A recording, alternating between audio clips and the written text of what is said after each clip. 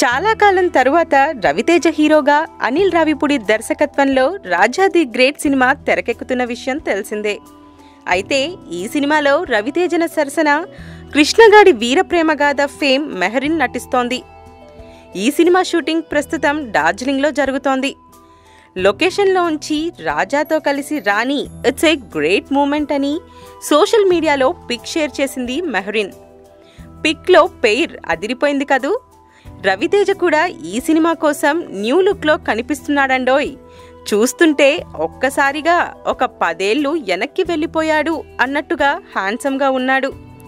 ఇప్పుడున్న హీరోయిన్లలో మెహరిన్ చాలా ఫాస్ట్గా టాలీవుడ్లో పరిచయాలు పెంచేసుకుంది.